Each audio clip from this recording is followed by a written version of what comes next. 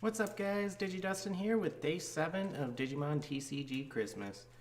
Man, it's kind of wild to think that every day that goes by we get a little bit closer to Christmas. Oh, well, no, I guess that's how days work, but Christmas really isn't that far away. What is it? Like 16 days? 16 days away? 2 weeks? Jesus. So much to do. Anyway, So I just finished rewatching Frontier today.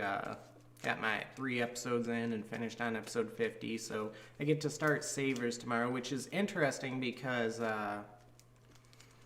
I've never gotten past Digimon Frontier. Like as a child, I watched all the way up to season 4 and stopped there. Savers looked really dumb to me as a kid, but looks a lot better now. So we'll see how that goes. And I also never finished Frontier, but oddly enough, as a kid, Frontier was like definitely my favorite season. And like there was a little toss-up between Frontier and O2 because I really like Davis and Beamon. Still kind of do, even though Davis is a little more annoying to me now. But rewatching the series, my opinions of all 4 of them have drastically changed. So is Frontier still my favorite? Well, yes. I actually think Frontier is much more well-made than the other seasons.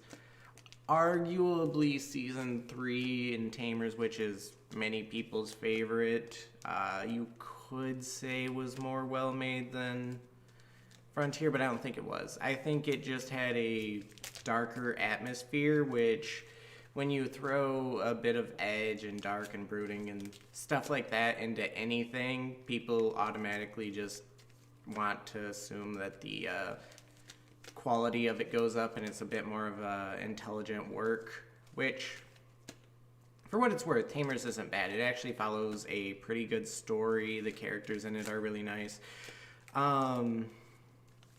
But if I had to rank the order of the first 4 now, I can't speak to anything that's come after until I end up watching it. But I'd have to say Frontier is my favorite. And part of that is because I view it as 100% just a reboot of the first season, but made properly because they knew what story they were going to tell.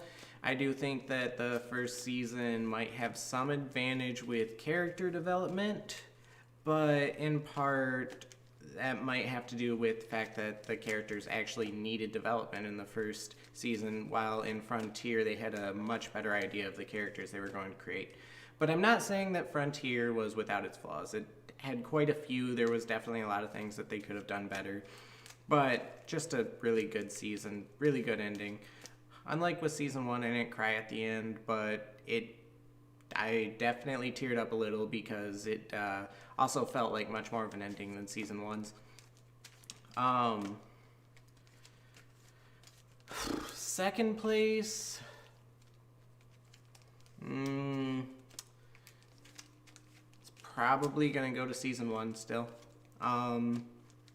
Because while I do have a lot of problems with the plot of season 1 and how all of the how all of the villains aren't connected, how there's like no foreshadowing, so it's just one event after the other. What really makes O1 shine is the characters and the character development. They get an A+ for that. It's high quality, and from what I've seen of interviews with the director, it seems like all of the characters actually had their own writers, which is part of why O1 was so jumbled, but also part of why the characters felt so fleshed out. Third place is season 3 with Tamers, and honestly it's not that far behind season 1. The plot was much more well planned out than season 1. I just felt like there was a lot of things that they wanted to include. I feel like they really wanted to make FLCL but Digimon and just leaned too hard into that and included concepts that they didn't really need. I just feel like there was, I don't know, too much going on that they didn't fully utilized. There was just a lot that they didn't need to be there.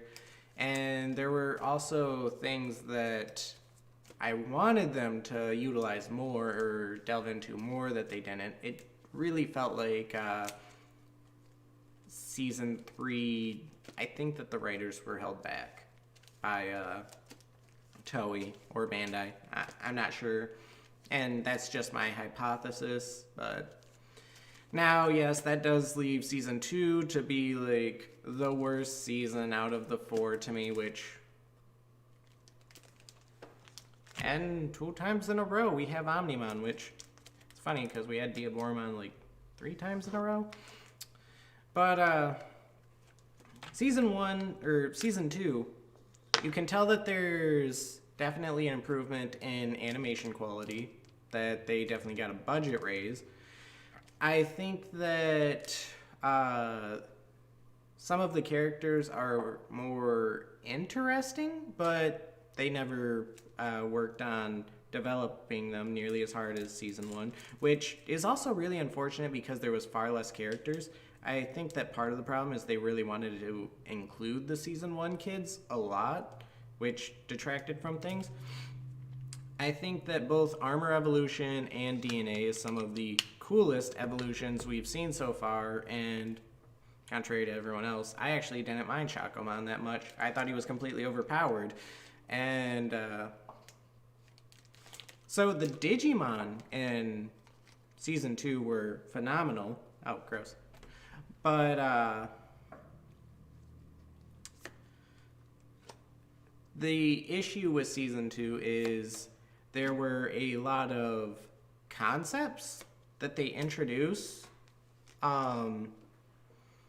that they don't fully utilize. And now I heard a rumor, I don't know if it's true, but that at around episode 22, I believe it is, the episode after Magnamon defeats Chimeramon, that they actually just the series takes a 180, and the plots that the writers had planned is kind of hijacked, and they go down a completely different route, which is also when they introduce DNA evolution, or I already showed that one, when they introduce DNA evolution. And this makes a lot of sense to me for a couple reasons. First of all, Magnamon is completely retconned out of the show. And by that, I mean that we even have an episode dedicated to showing all of the Digimon in all of their forms in a dream world, and Magnamon's missing. Why is Magnamon missing? Because they don't want to go back to him. So our first rare is Yaman. And our second is Agumon. Okay, no hits today. But another reason why this theory makes a lot of sense to me is Digimon the movie, or Operation Hurricane Touchdown, however you know it. We have this scene that makes no sense where Kari and TK just digivolve to Mega out of nowhere, and Magnadramon and Seraphimon say that they need to summon the golden eggs so a miracle might happen, and none of this makes any sense. It just came out of like complete left field. There's no basis for this whatsoever. However, if they had continued with the Armor Evolution, which is what the claim is, then TK and Kari may have ended up getting their Megas as they explored the Dark Ocean, and there may have been a connection between their Megas with the Crest of Hope and the Crest of Light and the Golden Armors, because supposedly the other children were supposed to get Golden Armors as well. And it does make sense because the Crest of Hope and the Crest of Light are special, but we never really seen anything special come from them. But anyway, that's all for today. Until next time, guys, stay wholesome.